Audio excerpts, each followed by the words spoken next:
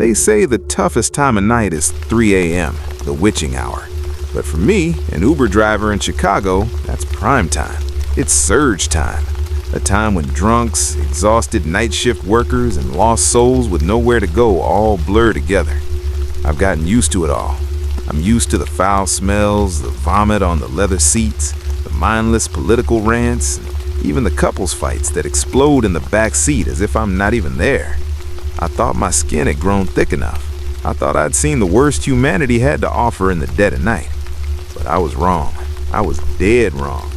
What happened that night? It changed my definition of fear forever. It made me wonder if I'll ever be able to look in a rearview mirror again without my heart trembling. It was raining, that cold Chicago autumn rain that hammers the glass and turns streetlights into blurry oil slicks on the wet asphalt. The streets were nearly deserted in those abandoned industrial outskirts on the south side. The smell of rust and dampness drifting from the shuttered factories even bypassed my black Toyota Camry's vents. The clock read 3:17 a.m. I was exhausted. My eyes were burning from lack of sleep, and my head was heavy with the noise of piling bills, mortgage debt, and a life slipping through my fingers in this damn job. I was just about to go offline and head back to my cold little apartment when the phone buzzed. That familiar, obnoxious Uber ping, a new ride. I looked at the screen. It wasn't a normal request. There was no rider name, just a strange symbol, X, and the destination was cryptic, just GPS coordinates located deep in the old warehouse district, far from the well-lit main roads. Normally at this hour and in that neighborhood, I would have declined without a second thought. Safety is worth more than a few extra bucks. But something inside me, maybe desperation, maybe a fatal curiosity, or maybe just a temporary glitch in my survival instinct, pushed me to accept. I tapped the screen with my sweaty thumb, and the GPS began guiding me through the dark maze of abandoned factories. The drive there was haunting. The streets narrowed, and the old red brick buildings loomed on both sides like prison walls, their broken windows looking like empty black eyes watching me in silence.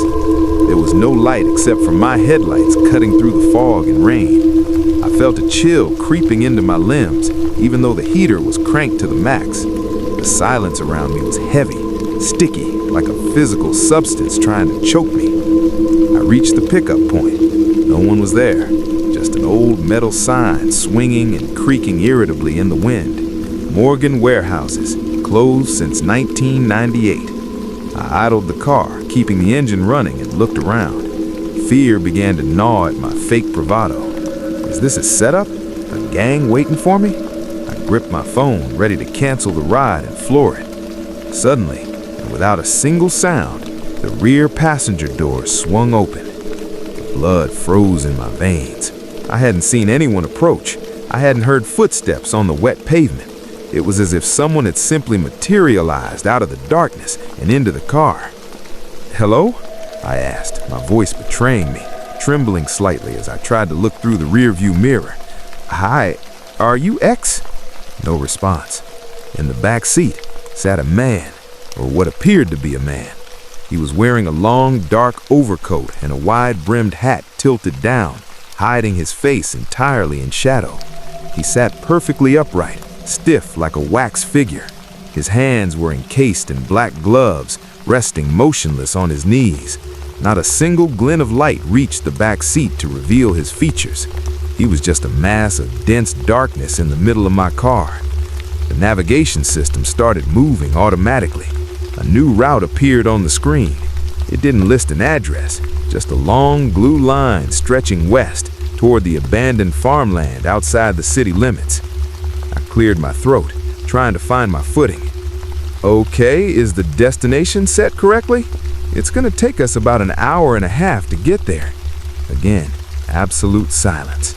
It was a strange silence, not the silence of shyness or fatigue, but the silence of a threat, a silence that sucked the sound and life out of everything around it. I turned my head slightly, trying to catch a glimpse of his face, anything, but the darkness surrounded him like a shield. The hat left no chance for a single ray of light to enter. I put the car in gear and pulled out into the rain. Every cell in my body was screaming at me to stop, to force this person out, but I was paralyzed by fear. Pure psychological dread. Fear of what I didn't know and what I couldn't see. The road was long and desolate. We left the city, and dark fields began to stretch along the sides of the abandoned highway. The rain didn't let up, and the wipers kept their rhythmic pace. Swish, swish, swish.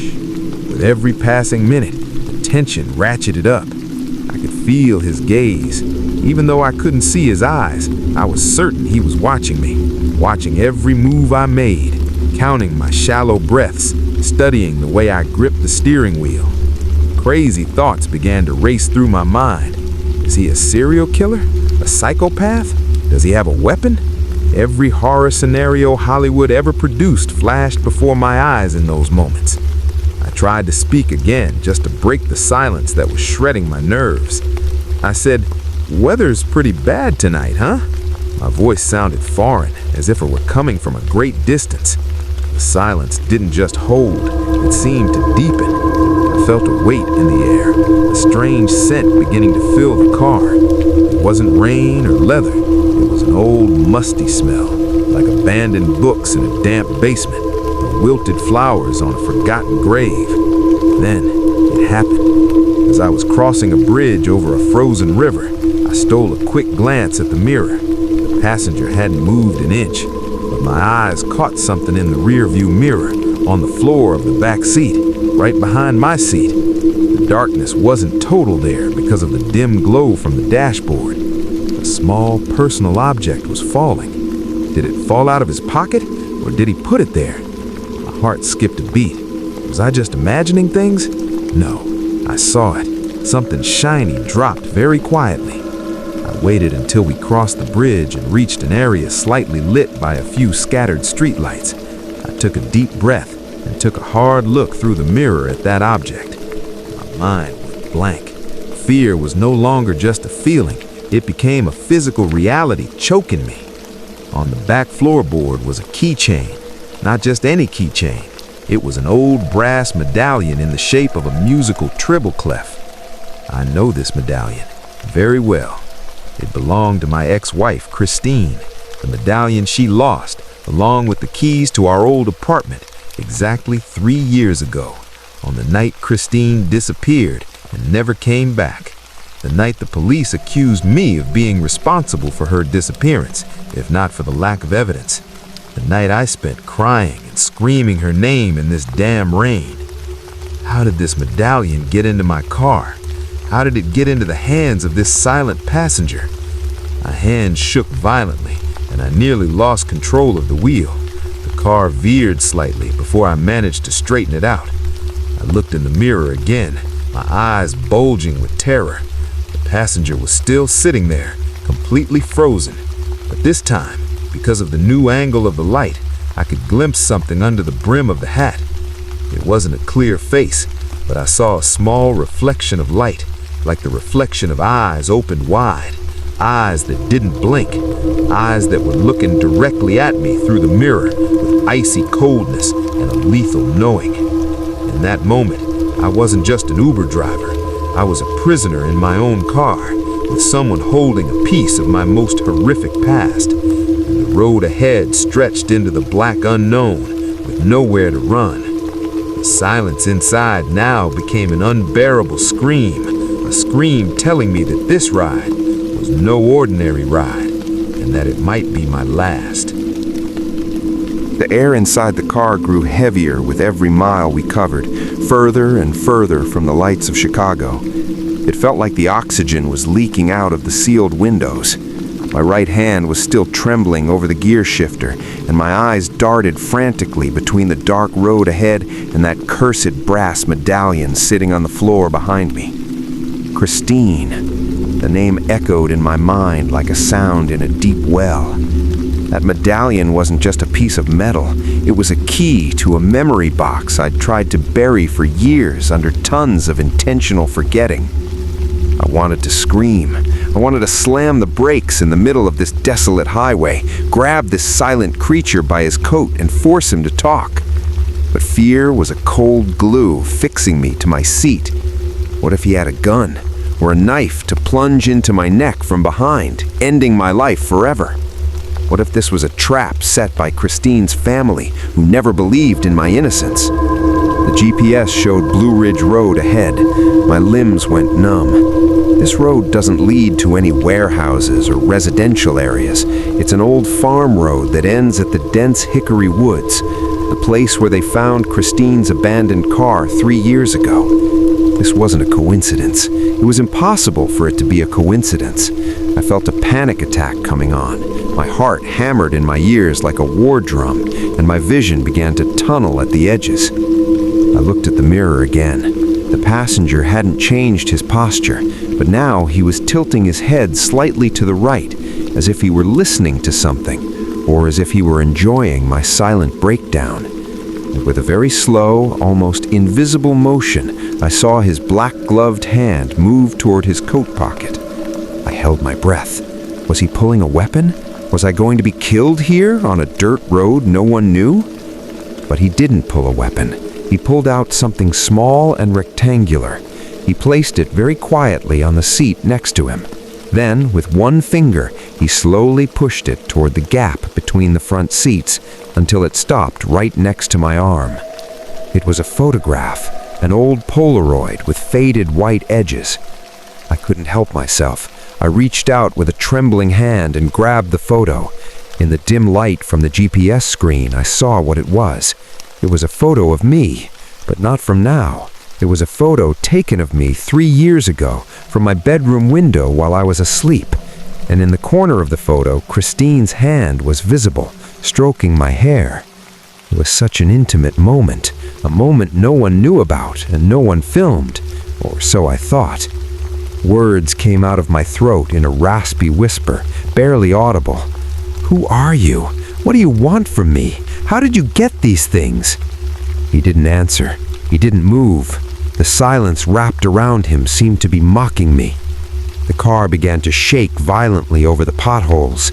The bare branches of the trees hit the roof and sides of the car like skeleton fingers trying to claw at us. The darkness here was absolute. If not for the headlights, I wouldn't have been able to see my own palm in front of my face.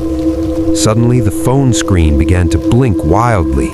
The map started glitching, and names began changing into incomprehensible words. Then the automated female voice cut out and was replaced by sharp, piercing static. Loud radio static. Shh. And over that static, another sound began to emerge. It was a recorded voice, very weak, but it was as clear to me as a clap of thunder. It was Christine's voice. "Elijah, can you hear me? It's dark here. I'm so cold. Why didn't you come?" I screamed at the top of my lungs. "Stop! Enough!" I slammed the brakes with all my might. The car skidded over the mud and gravel, spinning in a full circle before coming to a violent halt on the edge of a ditch. Everything went silent. The engine died. The headlights flickered and dimmed as if they were dying. My chest was heaving. I turned sharply to the back, ready to attack him, to kill him, to do anything to end this nightmare.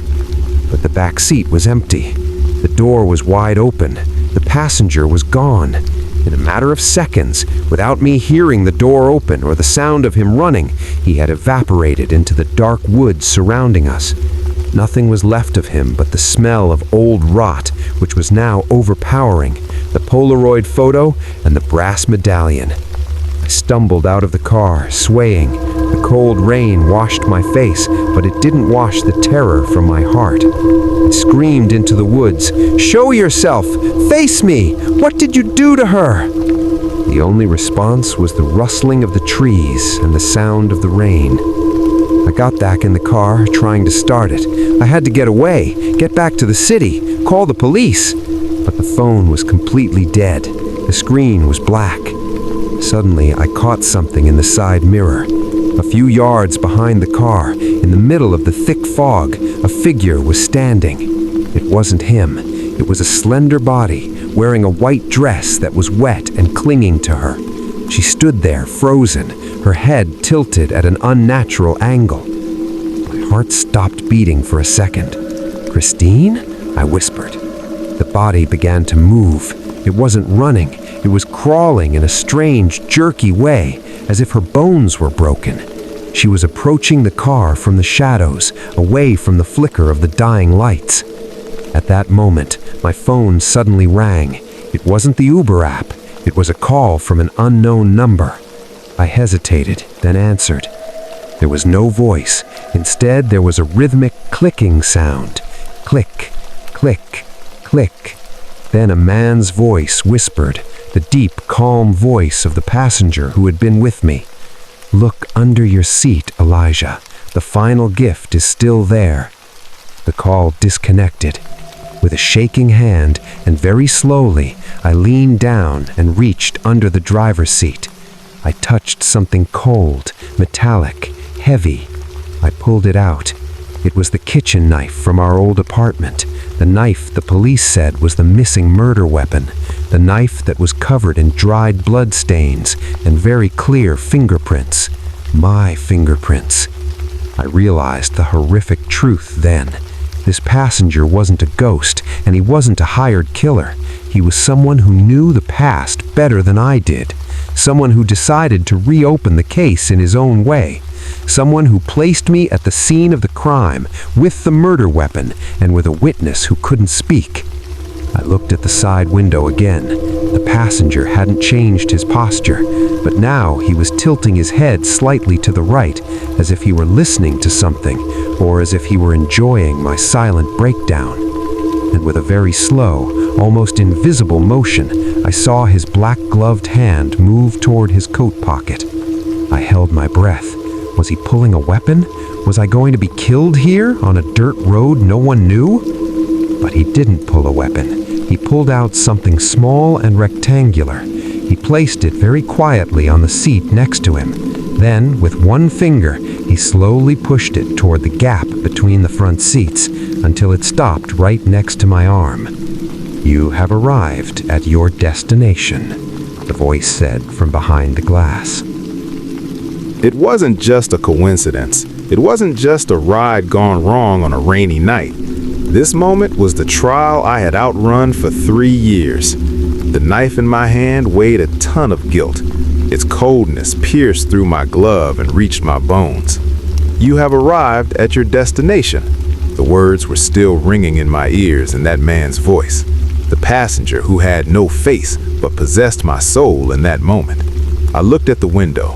The face with the rubber mask was still there. It didn't move, it didn't blink. Raindrops slid over the features of the fake Christine, making it look like she was crying tears of mud. I recoiled until my back hit the front passenger door. I was searching for any exit, any logic in this hell. Was this David, Christine's brother who swore revenge? Or was it a private investigator who never bought my innocence and my clean record? I screamed. I threw myself at the front doors, trying to make sure they were locked, but I forgot that this car, my car that I knew like the back of my hand, had now become my primary enemy. The central locking system began to act haywire. The windows started sliding down slowly, letting the cold air and rain lash my face. The interior lights began to flash red, a color I didn't even know my car supported. The voice came this time not from the phone, but from the car's speakers themselves. "Get out, Elijah." It was X. He was terrifyingly calm, a calmness owned only by someone who controls every string of the game. "The woods are waiting for you. Christine is waiting for you. The truth that you buried under the old oak tree is waiting for you." His words hit me like a lightning bolt. The old oak tree? I hadn't told anyone about it. It wasn't in the police reports. It wasn't even in my own self-confessions on my drunkest nights. How did he know? There wasn't just one person outside. There were sounds coming from everywhere. I started seeing flashlight beams moving through the trees, approaching and receding like the eyes of predatory beasts. Were they a group? A cult? Or was my mind beginning to splinter under the weight of psychological horror? I gripped the knife tighter. If this was my judgment day, I wasn't going down without a fight. I kicked the driver's door open with violence. I lunged outside, falling into the thick mud, feeling the coldness of the earth suck the heat from my body. I stood up swaying, the knife pointed toward the darkness. I screamed, my voice lost in the howling wind. "Where are you? Come and face me. I'm not afraid of you." Suddenly, a brilliant light erupted from the middle of the woods. Headlights from another car, an old Ford, the same model Christine used to drive. The car began moving toward me slowly, its engine making a sound like the moan of a tortured soul. There was no driver behind the wheel. It was moving by gravity, or perhaps by an invisible hand pushing it from behind, or remote control. I don't know. The car stopped directly in front of mine. Its trunk opened very slowly at a nerve-shredding pace. My heart was nearly jumping out of my chest.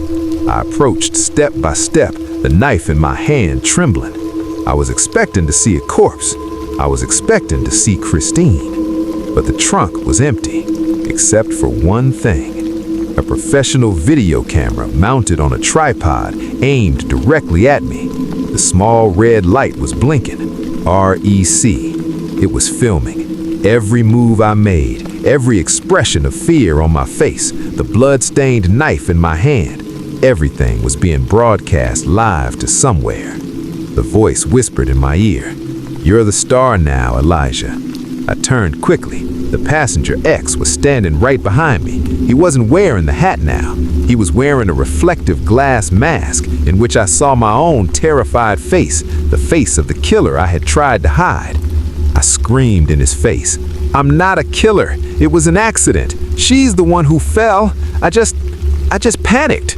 The passenger laughed. It was a cold laugh, devoid of any human emotion. The first confession. Well done. Millions are watching you right now via the live stream of the ride of a lifetime, isn't it? I realized the true scale of the trap. This wasn't just personal revenge. This was a social justice platform on the dark web. X wasn't a person. He was a symbol for a group of truth hunters who tracked down those who escaped the law. "I called the police 10 minutes ago," X said, stepping back into the darkness.